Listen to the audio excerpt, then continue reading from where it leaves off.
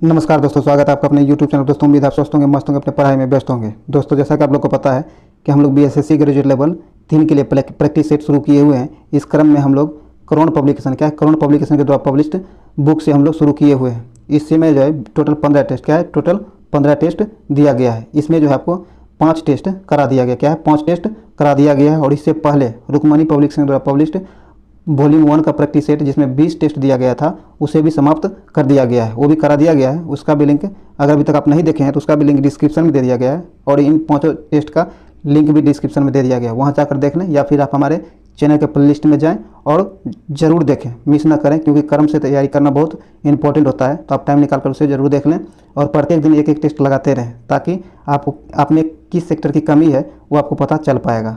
अगर ये वीडियो आपके लिए यूजफुल होता है इसे लाइक करें, शेयर आप जरूर करें, शेयर आप इसे जरूर करें। या फिर आप इस वीडियो में क्या इंप्रूवमेंट चाहते हैं आप कमेंट बॉक्स में जरूर बताएं। अगर अभी तक आप हमारे चैनल को सब्सक्राइब नहीं किए तो सब्सक्राइब कर लें, घंटी दबा लें, ताकि आने वाले वीडियो का नोटिफिकेशन आपको आसानी से मिल सके। और आप हमारे टेलीग्राम ग्रुप से भी जरूर जुड़ें, क्योंकि बहुत बार ऐसा होता है कि आपको नोटिफिकेशन यूट्यूब नहीं दे पाता है। तो इसीलिए आप हमारे टेलीग्राम से ग्रुप से जुड़े रहिएगा, तो उससे भी आपको नोटिफिकेशन मिल जाया करेगा। इसीलिए आप हमारे चैनल पर कंटिन्यू बने रहें, एक सही तैयारी के लिए जुड़े रहें। चलिए हम लोग टेस्ट नंबर 6 को शुरू करते हैं। तो आइए दोस्तों, 6 नंबर टेस्ट का पहला क्वेश्चन कहता है कि निम्नलिखित में से किस परिस्थिति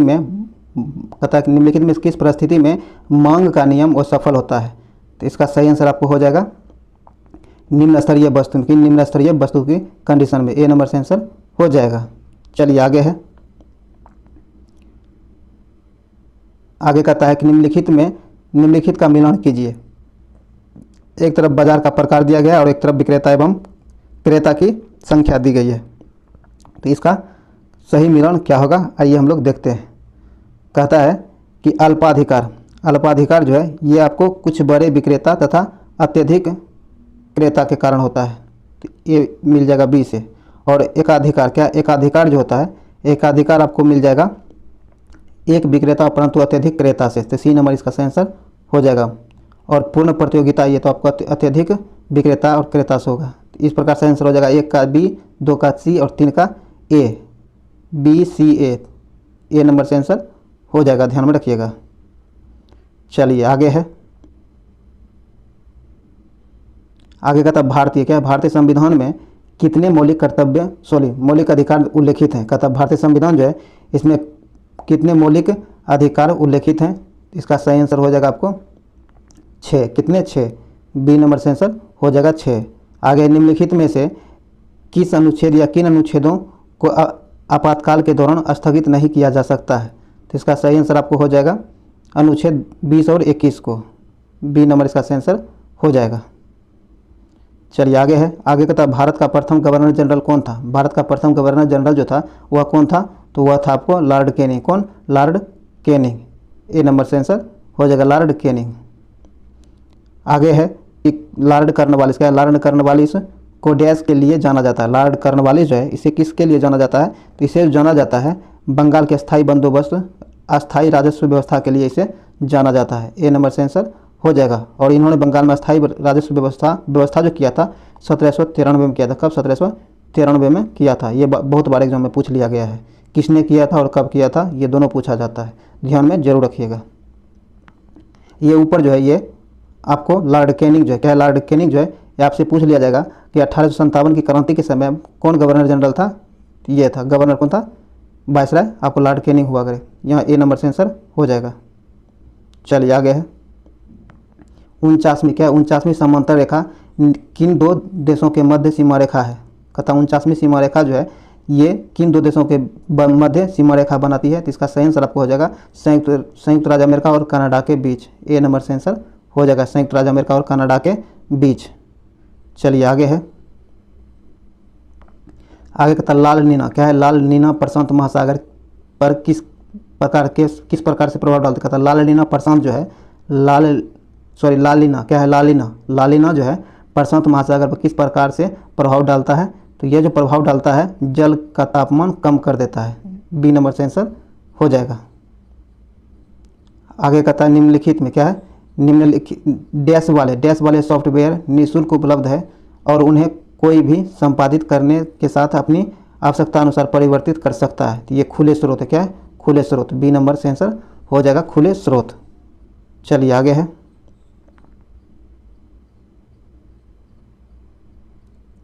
आगे कहता है कि निम्नलिखित में, क्या निम्नलिखित में से मोहम्मद, क्या निम्नलिखित में से मोहम्मद गौरी का गुलाम कौन था? वह अपने स्वामी की मृत्यु के बाद शासक बना और उसने गुलाम वंश की स्थापना की। तो इसका सही आंसर आपको हो जाएगा कुतुबुद्दीन ऐबक। क्या है, कुतुबुद्दीन ऐबक।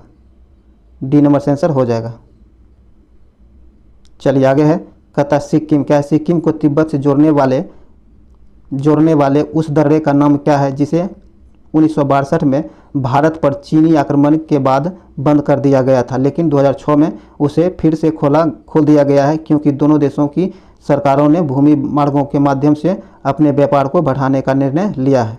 तो इसका सही आंसर आपको हो जाएगा नाथुला दर्रा। कौन? नाथुला दर्रा। डी नंबर से आंसर हो जाएगा। आगे कहता है सोलो, क्या है, सोलो उपन्यास के लिए किस लेखक को रविंद्रनाथ टैगोर साहित्य पुरस्कार 2019 से सम्मानित किया गया है? तो यह पुरस्कार दिया गया आपको राणा दास गुप्ता को। किससे? राणा दास गुप्ता को। बी नंबर से आंसर हो जाएगा इसकी उपन्यास सोलो के लिए। चलिए आगे है, कहता नंदन, क्या है, नंदन ब्लॉक प्रिंट नामक रंग बिरंगी वह कला जिसमें फैब्रिक पर रूपांकनों के सुशोभित, क्या है, रूपांकनों के सुशोभित एवं संरेखित विन्यासों का उपयोग किया जाता है, तो डैश राज्य के तारापुर गांव में देखी जाती है। तो इसका सही आंसर आपको हो जाएगा मध्य प्रदेश का, मध्य प्रदेश के तारापुर गांव में। बी नंबर से आंसर हो जाएगा। आगे कहता निम्नलिखित में से कौन सा चतुर्थ क्षेत्रक के अंतर्गत आता है? कहता नीचे दिए गए में से कौन चतुर्थ क्षेत्रक के अंतर्गत आता है? तो ये आता है सूचना प्रौद्योगिकी। क्या है? सूचना प्रौद्योगिकी। ए नंबर से आंसर हो जाएगा। आगे कहता है सॉरी दोस्तों, आगे कहता है समुद्र से, क्या है, समुद्र से संकीर्ण पट्टी द्वारा आंशिक रूप से या फिर पूरी तरह से अलग किए गए समुद्री जल के विस्तार को क्या कहते हैं? तो इसे लैंगून, क्या है, लैंगून कहा जाता है। सी नंबर से आंसर हो जाएगा लैंगून। आगे बिहार में बाल सहायता, क्या है, बिहार में बाल सहायता योजना के अंतर्गत 18 वर्ष होने तक बच्चे को कितने रुपये प्रति माह दिए जाते हैं? तो यह दिए जाते हैं आपको 1500 रुपया प्रति माह। सी नंबर से आंसर हो जाएगा 1500 रुपया प्रति माह, प्रत्येक 18 वर्ष तक प्रत्येक बच्चे को दिए जाते हैं। सी नंबर यहाँ से आंसर हो जाएगा 1500 रुपया प्रति माह। चलिए आगे है, कहता भारतीय नागरिकता, क्या भारतीय नागरिकता किसके द्वारा दी जाती है? भारतीय नागरिकता जो है ये किसके द्वारा दी जाती है? तो ये आपको गृह मंत्रालय के द्वारा दिया जाता है। सी नंबर से आंसर हो जाएगा गृह मंत्रालय के द्वारा भारतीय नागरिकता प्रदान की जाती है। आगे है कि आलार, क्या है, आलार कलाम कौन थे? आलार कलाम जो थे ये आपको बुद्ध के एक गुरु थे। डी नंबर से आंसर हो जाएगा। आगे कहता है नव नालंदा महाविहार। नव नालंदा महाविहार जो है किसके लिए विख्यात है? तो ये आपको पाली अनुसंधान संस्थान के लिए विख्यात है। सी नंबर से आंसर हो जाएगा पाली अनुसंधान संस्थान के लिए विख्यात था नव नालंदा महाविहार। सी नंबर से आंसर हो जाएगा। चलिए आगे है, आगे कहता है मगध, क्या है, मगध के किस प्रारंभिक शासक ने राज्यारोहण के लिए अपने पिता की हत्या की एवं स्वयं इसी कारणवश अपने पुत्र द्वारा मारा गया था? तो ये थे आपको अजातशत्रु। कौन? अजातशत्रु। बी नंबर से आंसर हो जाएगा अजातशत्रु। बहुत बार एग्जाम में पूछ लिया गया है, ध्यान रखिएगा इसको। आगे कहता है 10 कुमार चरित्र, क्या है, 10 कुमार चरित्र जो है किसने लिखी है? 10 कुमार चरित्र जो है ये आपको लिखा है दंडी ने। किसने? दंडी ने। सी नंबर से आंसर हो जाएगा दंडी।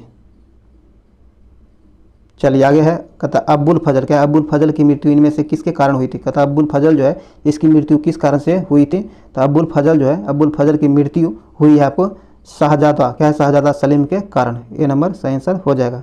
आगे कहता दो आस्पा, क्या है, दो आस्पा एवं सिंह आस्पा प्रथा किसने शुरू की है? दो आस्पा और सिंह आस्पा जो है यह किसके द्वारा शुरू की गई थी? तो यह प्रथा जो शुरू की गई थी जहांगीर के द्वारा शुरू किया गया था। बी नंबर से आंसर हो जाएगा जहांगीर के द्वारा शुरू किया गया था। आगे कहता है कि निम्नलिखित में, क्या है, निम्न में से किस सिख गुरु ने खालसा पंथ की स्थापना की थी? कहता है निम्न में से किस सिख गुरु ने खालसा पंथ की स्थापना की थी? तो ये किया था आपको गुरु गोविंद सिंह ने। किसने? गुरु गोविंद सिंह ने। ए नंबर से आंसर हो जाएगा गुरु गोविंद सिंह ने। आगे कहता है निम्नलिखित में से कौन सा युग्म सही सुमेलित नहीं है? कहता है इनमें से कौन सा युग्म सही सुमेलित नहीं है? जो सही सुमेलित नहीं है उसे ढूंढना है। ताइए देखते हैं। कहता है हेक्टर मुनरो बक्सर का युद्ध। हेक्टर मुनरो जो है बक्सर का युद्ध, ये सही सुमेलित है। आगे है लॉर्ड हेस्टिंग्स, क्या लॉर्ड हेस्टिंग्स आंग्ल नेपाल युद्ध, यह भी सही है। और लॉर्ड बेनेजली, क्या है लॉर्ड बेनेजली चतुर्थ आंग्ल मैसूरी युद्ध, यह भी सही है। लॉर्ड कर्नवालिस तृतीय आंग्ल मैसूरी युद्ध, यह गलत है। डी नंबर यहाँ से आंसर हो जाएगा जो कि गलत दिया गया है। ये लॉर्ड कर्नवालिस नहीं, लॉर्ड हेस्टिंग्स होगा। कौन? लॉर्ड हेस्टिंग्स होगा, तब ये भी सही हो जाता। यहाँ डी नंबर से आंसर हो जाएगा, इतना आप ध्यान रख लीजिएगा। डी नंबर यहाँ से आंसर हो जाएगा।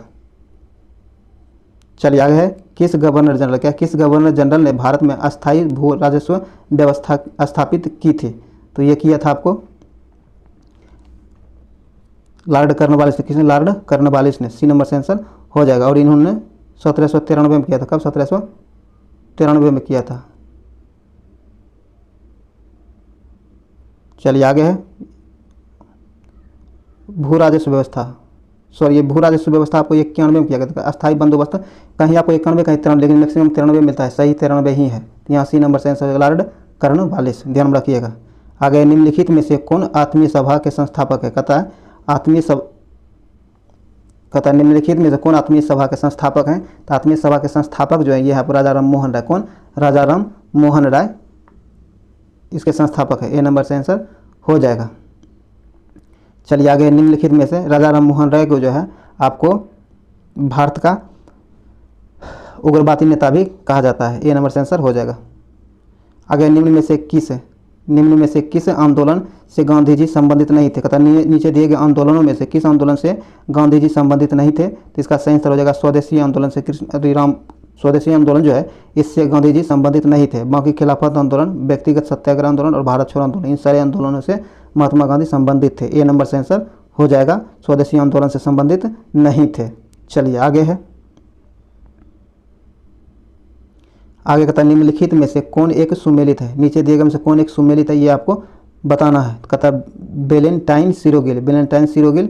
यहाँ ध्यान रखिएगा सुमेलित कौन सी सुमेलित है ये आपको बताना है। तो वेलेंटाइन सिरोगिल इंडियन स्ट्रेगल, यह गलत है। आगे था Rafiq Zakaria the man who divided India, यह सही है। बी नंबर यहाँ से आंसर हो जाएगा, बाकी सब गलत दिया गया है। चलिए आगे है, कहता केरल, क्या है? केरल का कुट्टानाड, क्या है? केरल का कुट्टानाड प्रसिद्ध है। तो यह प्रसिद्ध है आपको भारत का न्यूनतम ऊंचाई वाला क्षेत्र के लिए। बी नंबर इसका आंसर हो जाएगा। चलिए आगे है, कहता पालघाट, क्या है? पालघाट निम्नलिखित में से किनके मध्य स्थित है? पालघाट जो है किन से स्थित है, मतलब किसके बीच स्थित है? तो ये भी आपको नीलगिरी एवं अन्नामलाई पहाड़ी के बीच स्थित है। बी नंबर से आंसर हो जाएगा। चलिए आगे है, श्रीहरिकोटा द्वीप अवस्थित है। श्रीहरिकोटा क्या है? श्रीहरिकोटा द्वीप जो है ये कहाँ अवस्थित है? तो ये आपको पुट्टिकट, क्या है? पुलिकट झील में के समीप, पुलिकट झील जो है इसके समीप स्थित है। सी नंबर से आंसर हो जाएगा। आगे निम्नलिखित में से कौन सा शहर गंगा नदी के किनारे स्थित नहीं है? गंगा शहर के किनारे कौन सा शहर स्थित नहीं है? इसका सही आंसर हो जाएगा आपको कानपुर। कानपुर आपको गंगा नदी के किनारे स्थित नहीं है। डी नंबर से आंसर हो जाएगा। बाकी फतेहपुर, भागलपुर और उत्तरकाशी, ये तीनों आपको गंगा नदी के किनारे स्थित है। कानपुर गंगा नदी के किनारे स्थित नहीं है। तो यहाँ डी नंबर से आंसर हो जाएगा। चलिए आगे है, आगे कहता निम्न में से कौन सा बांध नर्मदा नदी पर नहीं है? कहता कि नीचे दिए गए बांधों में से कौन सा बांध नर्मदा नदी पर नहीं है? तो नर्मदा नदी पर जो बांध नहीं है वो है आपको बाण सागर। कौन है? बाण सागर। डी नंबर से आंसर हो जाएगा बाण सागर। बाकी आपको बरगी, अंकुरेश्वर और इंद्रास सागर, ये सब नर्मदा नदी पर बना हुआ है। आगे है भारत में, क्या? भारत को 3/4 से अधिक कच्चा रेशम प्राप्त होता है। भारत को 3/4 से अधिक कच्चा रेशम कहाँ से प्राप्त होता है? तो ये प्राप्त होता है आंध्र प्रदेश एवं कर्नाटक से। ए नंबर से आंसर हो जाएगा। आंध्र प्रदेश और कर्नाटक से 3/4 कच्चा रेशम उत्पादन करता है भारत का। चलिए आगे है,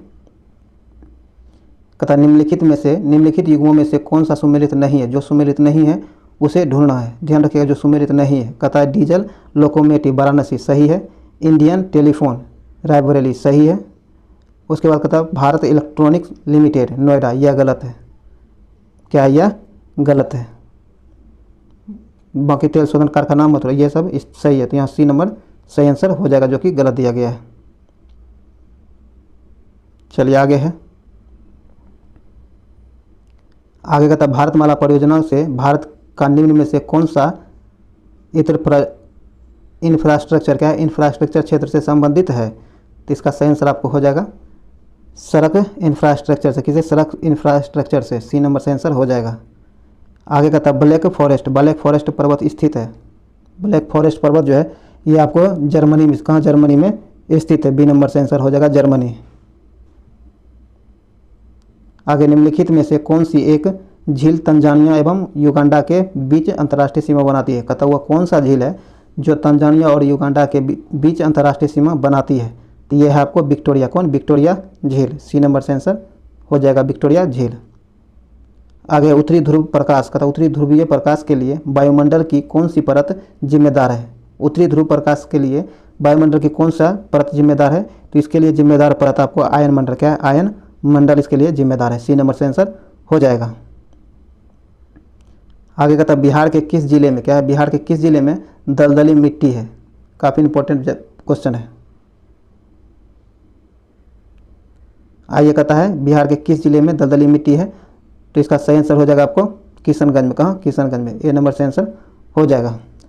और किशनगंज सर्वाधिक वर्षा के लिए भी बिहार का जिला जाना जाता है। कहता बिहार के अंदर सबसे ज़्यादा वर्षा किस जिला में होता है? तो किशनगंज में। ध्यान में रखिएगा। चलिए, ए नंबर से आंसर हो जाएगा। आगे है स्टेडियम, क्या है?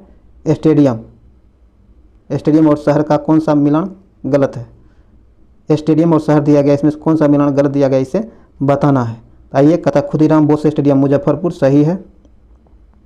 जगजीवन राम स्टेडियम खगोल, यह भी सही है। इंदिरा गांधी स्टेडियम मुंगेर, यह गलत है। सी नंबर से आंसर हो जाएगा गलत है। और राजेंद्र स्टेडियम छपरा, ये तीनों सही है। सी नंबर गलत है, ध्यान में रख लीजिएगा। चलिए आगे है योजना आयोग, क्या योजना आयोग के अंतिम उपाध्यक्ष कौन थे। योजना आयोग जो है इसके अंतिम उपाध्यक्ष कौन थे। तो इसके अंतिम उपाध्यक्ष आपको मोन्टेग, क्या है? मोन्टेग सिंह अहलुवालिया है। सी नंबर सही आंसर हो जाएगा। और योजना आयोग की को समाप्त जो है, योजना आयोग को 26 जो क्या है 26 मई 2014 को, कब? 26 मई 2014 को समाप्त कर दिया गया। इसके जगह पर नीति आयोग को लाया गया है, यह भी ध्यान में रखिएगा। चलिए आगे है, आगे कहता निम्नलिखित में से कौन सा वक्तव्य जीएसटी के बारे में सही नहीं है। कहता जीएसटी के बारे में कौन सा वक्तव्य सही नहीं है। तो इस जीएसटी के बारे में सही नहीं दिया गया। जीएसटी भारत में प्रचलित सभी प्रत्यक्ष करों को समाप्त कर देगा, यह सही नहीं है। डी नंबर से आंसर हो जाएगा। बाकी जीएसटी के बारे में सभी सही दिया गया कि जीएसटी एक अंतिम कहता जीएसटी एक अंतिम बिंदु पर लगाया जाने वाला रिटेल टैक्स की तरह है। इस कर को उपभोक्ता से वसूला जाता है, सही है। यह पूरे देश में 1 जुलाई 2017 कहाँ पूरे देश में जो है 1 जुलाई 2017 को लागू किया गया था, यह भी सही है। यह भारत में एक ढांचे को एकीकृत करता है, यह भी सही है। यहाँ बी नंबर से आंसर हो जाएगा। कौन? बी नंबर यहाँ से आंसर हो जाएगा, जो कि गलत दिया गया है। सॉरी, बी नंबर से आंसर हो जाएगा। चलिए आगे है, कहता भारत के संविधान में निम्नलिखित, भारत के संविधान में सम्मिलित सीमावर्ती सूची किस देश की देन है। किस देश की देन है। तो ये आपको ऑस्ट्रेलिया की देन है। बी नंबर से आंसर हो जाएगा ऑस्ट्रेलिया। आगे है, भारत की संप्रभुता, एकता और अखंडता की रक्षा करने और उसे अक्षुण्ण रखने के लिए मूल कर्तव्य को किस स्थान पर रखा गया है। तो इसका सही आंसर हो जाएगा आपको तीसरे, कहाँ? तीसरे। डी नंबर से आंसर हो जाएगा। आगे भारत सरकार, क्या भारत सरकार के मुख्य विधि परामर्शदाता है। कहता भारत सरकार के मुख्य विधि परामर्शदाता कौन होते हैं। ये होते हैं आपको उच्चतम न्यायालय के मुख्य न्यायाधीश। कौन? उच्चतम न्यायालय के मुख्य न्यायाधीश। बी नंबर से आंसर हो जाएगा। चलिए आगे है, कहता अनुसूचित जाति एवं अनुसूचित जनजाति अधिनियम 1989 में कुल कितनी धाराएं हैं।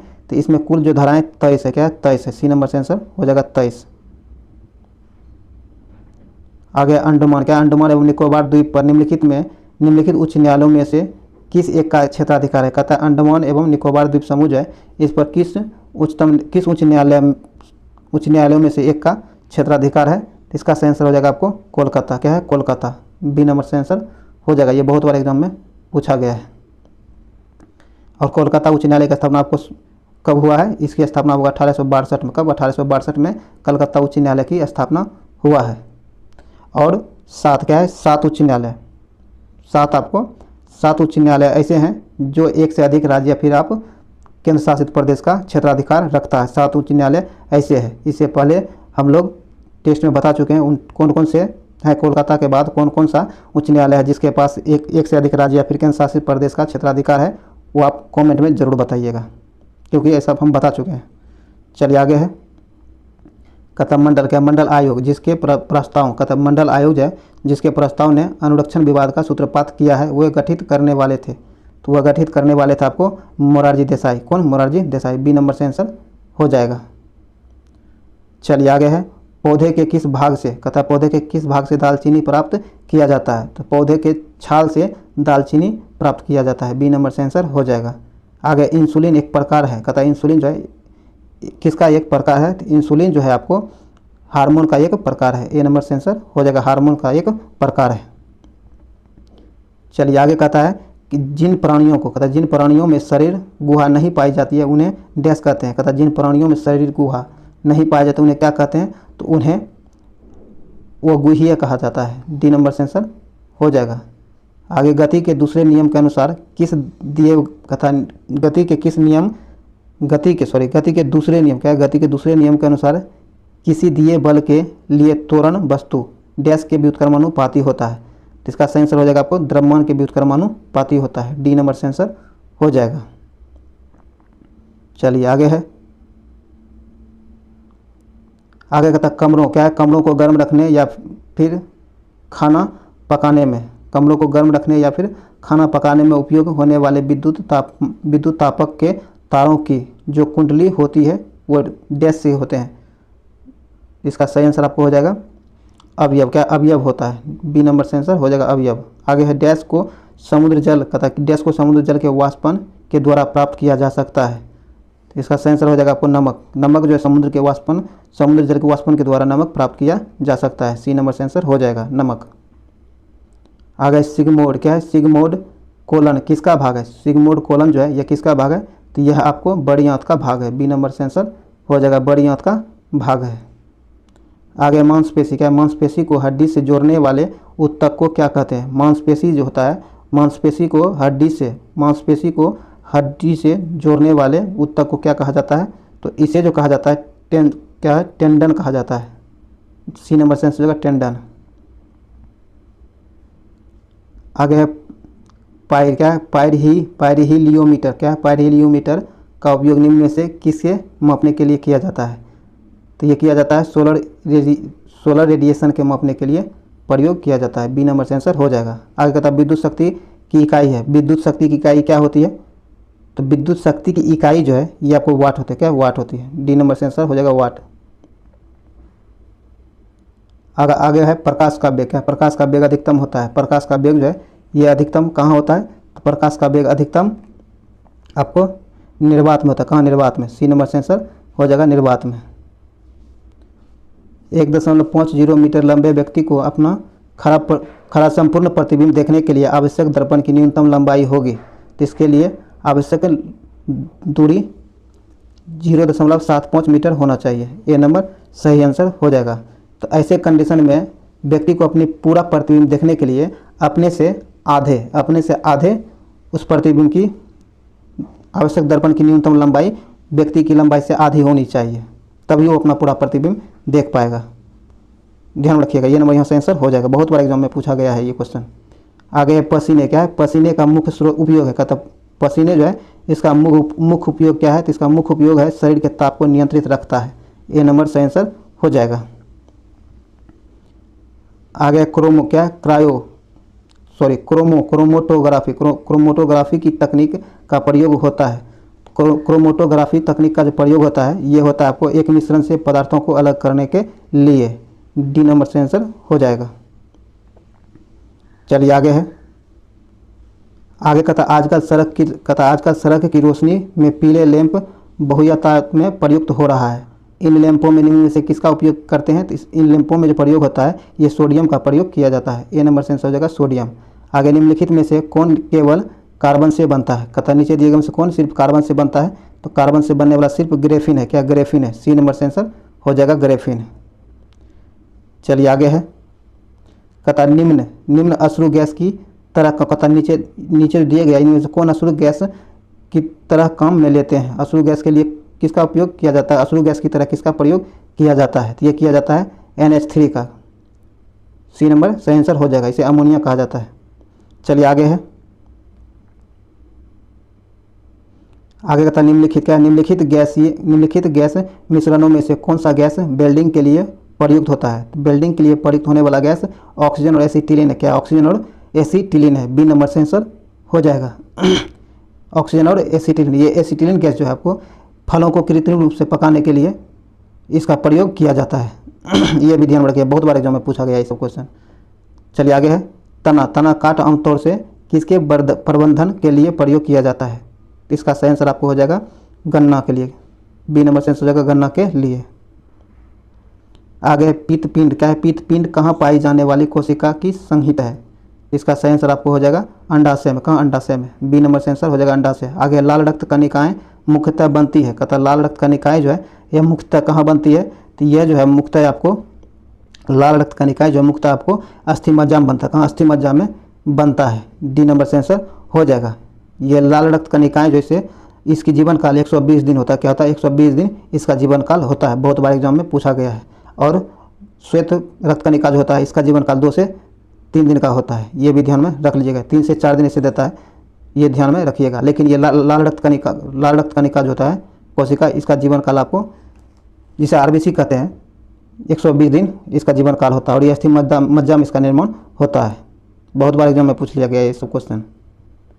चलिए आगे है, हरे पौधों, क्या हरे पौधों में प्रकाश संश्लेषण की क्रिया में होती है। कहता है हरे पौधे जो होता है इसमें प्रकाश संश्लेषण की क्रिया इसमें होती है। तो इसमें प्रकाश संश्लेषण की क्रिया जो होती है ये होती है आपको कार्बन डाइऑक्साइड लेना और ऑक्सीजन छोड़ना, ए नंबर से आंसर हो जाएगा। सॉरी बी नंबर, क्या है, बी नंबर इसका आंसर हो जाएगा कि पौधे जो है आपको कार्बन डाइऑक्साइड लेता है और ऑक्सीजन छोड़ता है। चलिए आगे है, निम्न में से किस फल, कहता है निम्न में से किस, ध्यान रखिएगा, ये कार्बन डाइऑक्साइड लेता है और ऑक्सीजन छोड़ता है, ऐसा सिर्फ दिन में होता है। लेकिन रात में ज़्यादातर पौधे जो है रात में ऑक्सीजन ही लेता है, कार्बन डाइऑक्साइड नहीं लेकर के ऑक्सीजन ही लेता है। इसीलिए आपको एग्जाम में बहुत बार ऐसा क्वेश्चन पूछ लिया भी गया है कि रात्रि के समय वृक्ष के नीचे नहीं सोना चाहिए। ऐसा क्यों, क्योंकि ऑक्सीजन तो वृक्ष भी ले लेता है और आपको भी ऑक्सीजन चाहिए और छोड़ता है वो कार्बन डाइऑक्साइड ही है रात में। तो इस कंडीशन में आपके लिए ऑक्सीजन कम पड़ सकता है, इसीलिए रात्रि के समय वृक्ष के नीचे सोने का सुझाव नहीं दिया जाता है। यहाँ सही आंसर आपका हो जाएगा बी नंबर, कार्बन डाइऑक्साइड लेता है और ऑक्सीजन छोड़ता है, यहाँ बी नंबर से आंसर हो जाएगा। एक्स्ट्रा फैक्ट जो भी बताया जाता है उसे ध्यान में जरूर रखा करिए, ना हो तो नोट कर लिया करिए। चले आगे, निम्नलिखित में से किस फल में लोह प्रचुर मात्रा में पाया जाता है। लोहा जो है प्रचुर मात्रा में किस में पाया जाता है। तो यह पाया जाता है आपको करौंदा में, किसमें, करौंदा में, बी नंबर से आंसर हो जाएगा करौंदा।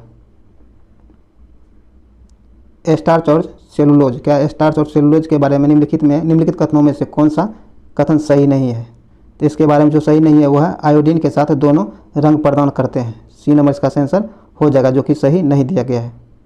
आगे, निम्नलिखित में से किस हार्मोन में आयोडीन मिलती है। कहता है किस हार्मोन में आयोडीन मिलती है। तो ये आपको थायरॉक्सिन में, किसमें, थायरॉक्सिन में आयोडीन मिलती है, सी नंबर से आंसर हो जाएगा थायरॉक्सिन। दोस्तों ये जीके जीएस और करंट अफेयर्स का सेशन जो 75 क्वेश्चन दिया जाता है ये पूरा करा दिया गया। ये वीडियो यहीं समाप्त हुआ है। उम्मीद जो है आपको ये वीडियो काफ़ी ज़्यादा इंपॉर्टेंट रहा होगा। अगर ये वीडियो आपके लिए इंपॉर्टेंट रहा है इसे लाइक करें, शेयर जरूर करें और इस चैनल को सब्सक्राइब कर लें, घंटी दबा लें ताकि आने वाले वीडियो का नोटिफिकेशन आपको आसानी से मिल सके। इससे पहले जो भी टेस्ट हुआ है उसे जाकर जरूर लगाएं ताकि उसका बेनिफिट आपको मिल सके। तो चलिए हम लोग बहुत जल्द मिलते हैं किसी अगले वीडियो में। जय हिंद।